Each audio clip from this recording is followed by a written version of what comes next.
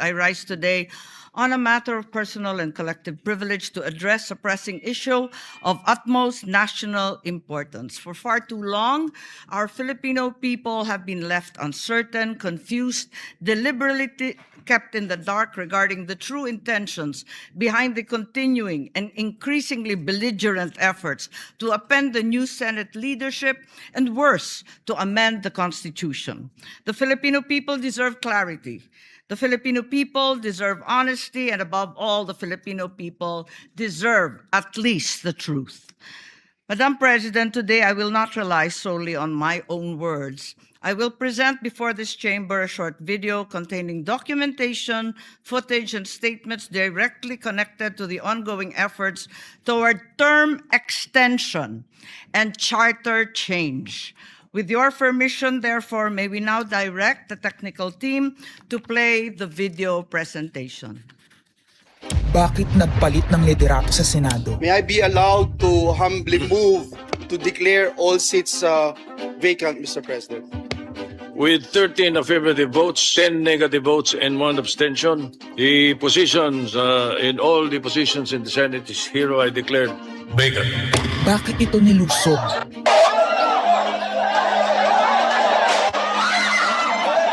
Bakit patuloy ang pananakot? Talagang garabalan, obvious na obvious, iniisa-isa ang majority.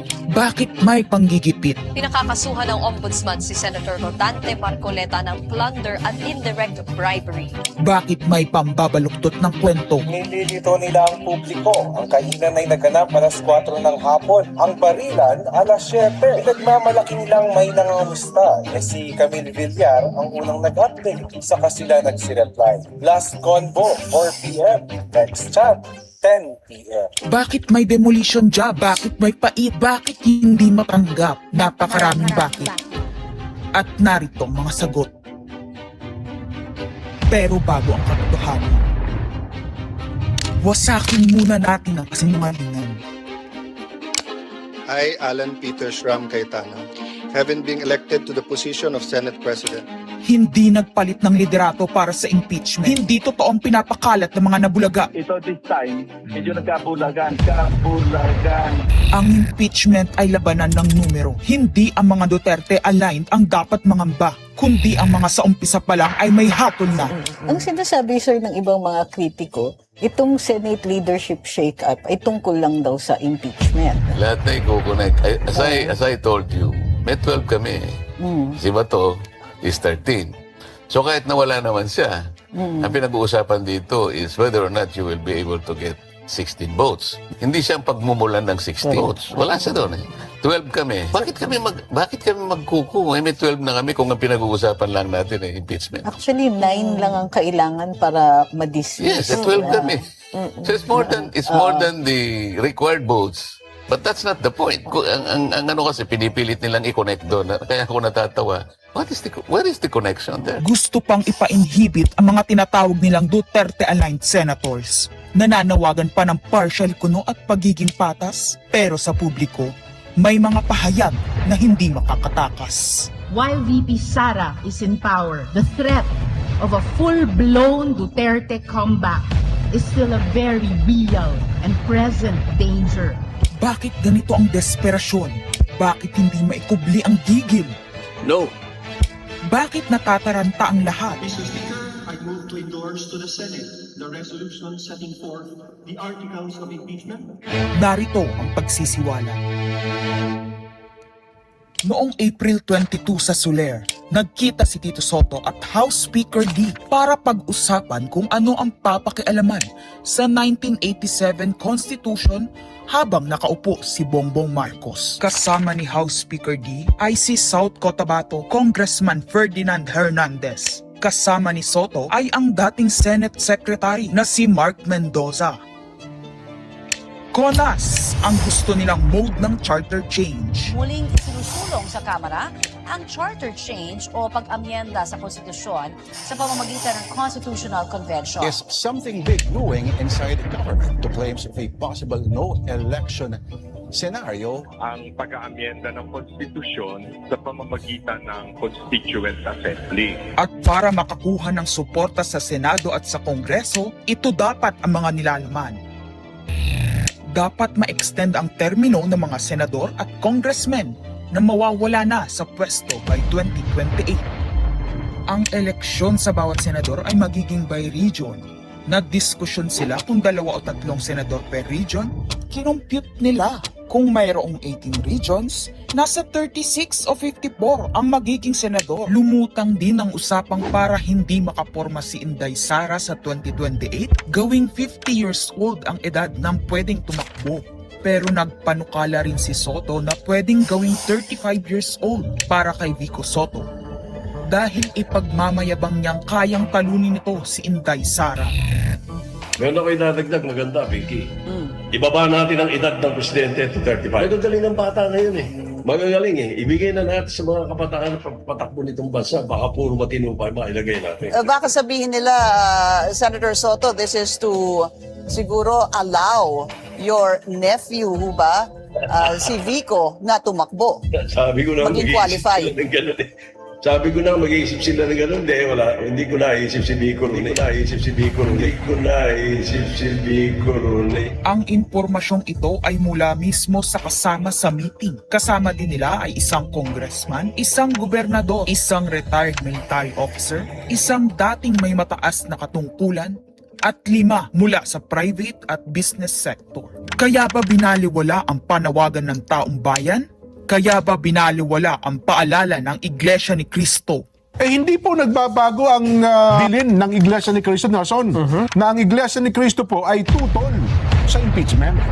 Kaya ba nagtatapang-tapangan ang mga umaastang bida sa ginagawa nilang tunay na drama? Kaya ba nila sinasabing hindi sila natatakot sa eleksyon ay dahil alam nilang walang eleksyon na magaganap? Hindi po kami natatakot sa susunod na eleksyon. At ang boto sa impeachment ay refleksyon ng boto sa pagsira sa 1987 Constitution.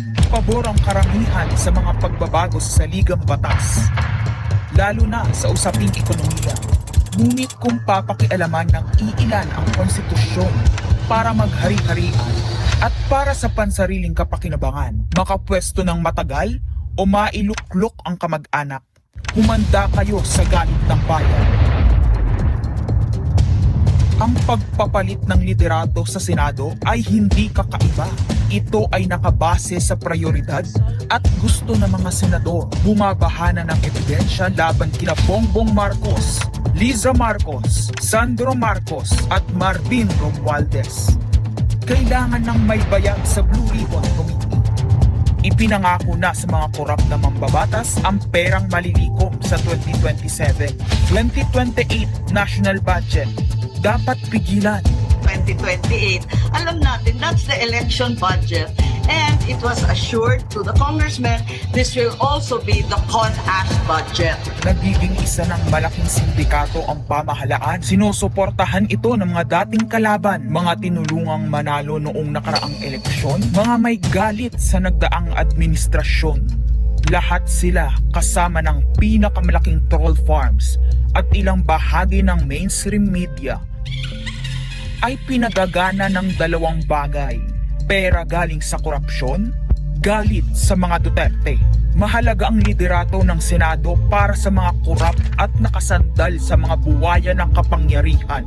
Ngunit mas mahalaga ito sa mga naninindigan na ang Senado ay bantayog ng konstitusyon na hindi dapat tinatakot, sinusuhulan at iniipit upang maging tau-tauhan.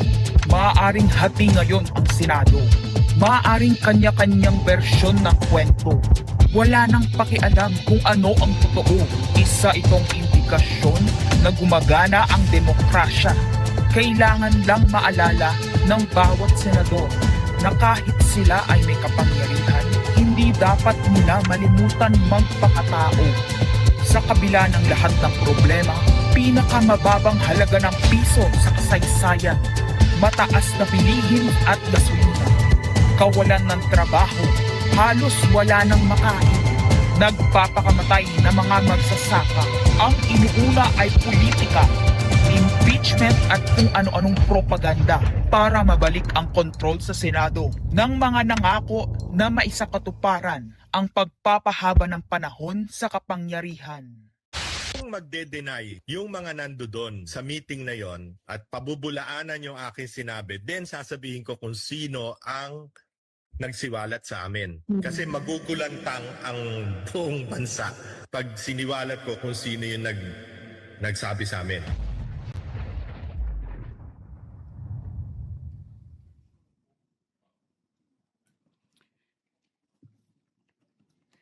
Impeachment, no elections, term extension.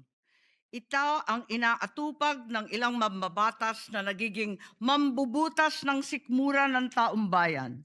Inuuna ito kesa gutom, trabaho, kalusugan, kabuhayan. Gusto nilang pahabain ang paghihirap ng Pilipino, gusto ata nilang gumapang ang bayan sa dusa, gaya ng paggapang ng mga buwaya sa kaban ng bayan at konstitusyon. Ginoong Pangulo, Ginang Pangulo, hindi ko inaakalang aabot sa punto ng buhay ko na ako, isang Marcos, magtatanggol ng 1987 Constitution, isang saligang batas na isinulat laban sa aming pamilya. Pero sa huling pagbisita ko sa libingan ng mga bayani sa puntod ng aking ama, pinaalala ako ng mga katagang nakasulat sa kanyang himlayan, Pilipino. At bilang Pilipino, bilang isang lingkod bayan, bilang isang kaisa-isang anak ni Ferdinand Marcos na may lakas ng loob na tumindig para sa ating bansa, dapat protektahan natin ang saligang batas ng Pilipinas.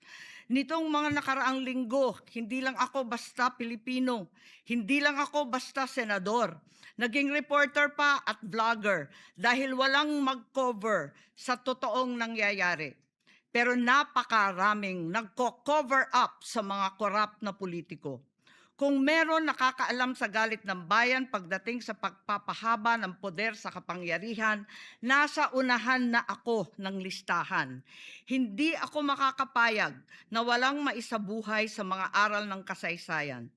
Noong naharang natin ang PI na yan, People's Initiative, noong Enero 2024, hindi naman sila tumigil. Noong 12 ng Agosto 2025, unang inihayag ni Bongbong Marcos ng ating Pangulo na hindi niya tututulan ang isang Constitutional Convention o CONCON upang ayusin umano ang mga butas sa saligang batas, kasunod ng pahiwatig ng Kongreso na sumusuporta nito. Pagsapit ng Nobyembre, nung nakaraang taon din, naghain na si Congressman Ronaldo Puno at mga miyembro ng NUP, National Unity Party, ng House Bill 5870, naglalayong magpatawag ng Constitutional Convention upang magmungkahi ng mga amyenda sa konstitusyon. Noong 30 ng Enero 2026, nagpahayag naman si dating Senate President Soto ng suporta sa pagtalakay ng mga amyenda sa konstitusyon matapos ang desisyon ng Korte Suprema kaugnay ng impeachment laban kay VP Sara Duterte. Agad itong ikinatuwa ng tropang NUP na nagsabing mahalaga ang kooperasyon ng Senado upang maisulong ang mga reforma sa saligang batas.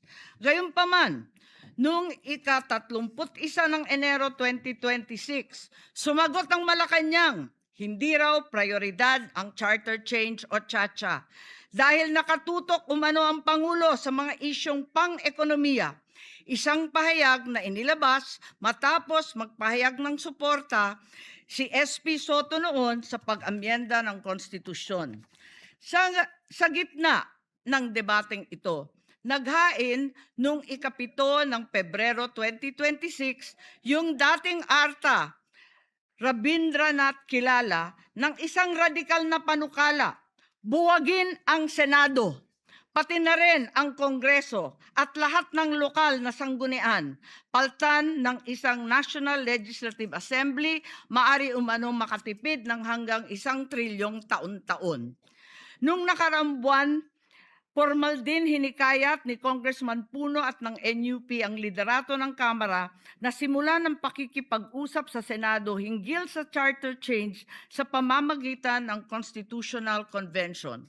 Ginamit pa nila ang pagiging bukas ni SP Soto sa constitutional amendments bilang oportunidad para sa koordinasyon ng dalawang kapulungan.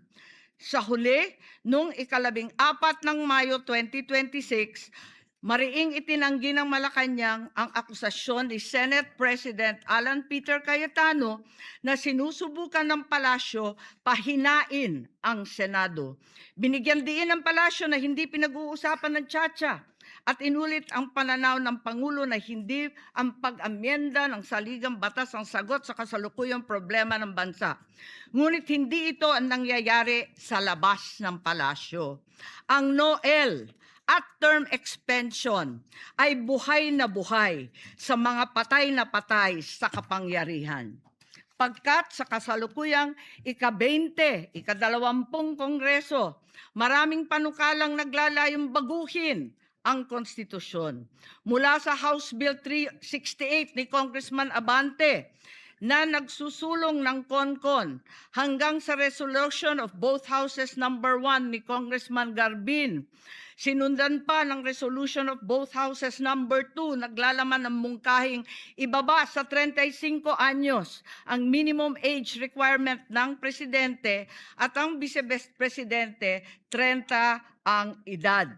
Bukod dito, Congressman Richard Gomez naghain ng resolution number 3 upang amyendahan din ang Constitution. Meron pang resolution number 4, nagmumungkahi gawing 3 taon na lamang, 3 magkakasunod na termino ang panunungkulan ng mga senador. Nariyan ang House Resolution 460 ni na Congressman Oreta, Congressman Remulla, Congressman Daza at iba pa na bibigyan linaw daw ang kahulugan ng forthwith sa impeachment. At mula noong Abril, habang hinihikayat ng mga congressman na bumoto sa impeachment, malakas ang ugong ng NOEL sa 2028. Lumutang na rin ang mga detalye. Magte-term extension ang mga congressman at madadagdagan ng 3 taon na mananatiling nakaupo sa pwesto hanggang 2031. Ganon din, 2028. Ganon din ang mga senador, pati ang Pangulo, hanggang 2031 na raw. Kung may eleksyon man sa 2028, sa lokal na lang. Kaya, Visayas o Mindanao ka man, suportado ng iglesia o hindi, walang problema dahil walang eleksyon. Kaya ang tanong ngayon, ayaw ba talaga ng palasyo sa Chacha o kunwari lang? O talaga bang wala ng respeto sa Pangulo? Bukod kay Lito Banayo, napakarami kong sources patungkol sa mga meeting na naganap para sa isinusulong na Constituent Assembly o CONAS. Mga kalipunan ng mga politikong hindi nananalo sa mga matataas na posisyon, inaambisyon nila. Kung hindi kayang manalo sa boto, baguhin na lang ang konstitusyon. Noon pa man, hindi ako naging hadlang sa pagbabago. Kung para lamang sa ekonomiya at ikagiginhawa ng buhay ng Pilipino. Pero magagaling ang mga buwaya. Tahimik na gumagapang upang malamon pati ang konstitusyon. Kung nagsisinungaling ang mga nagsumbong sa akin, kung sasabihin kasinungalingan ang sinabi ko ngayon at ang pinalabas, hinihikayat ko ang mga senador ngayon sa ating bulwagan. Ipangako natin sa taong bayan na may eleksyon sa 2028 mula sa presidential hanggang sa lokal. At Madam President, magiging masaya akong mapatunayan na mali ako. Dahil ibig sabihin nun, mananalo ang tama. In the interest of time and that this chamber may proceed with its scheduled legislative business, I will not entertain any interpellations at this juncture and would rather allow the facts in the video as well as confronting this nation to resonate fully with this chamber and the Filipino people. I urge this body to look deeply into what we have witnessed today, act with vigilance, courage, and fidelity to the Constitution we swore to defend. Maraming salamat po.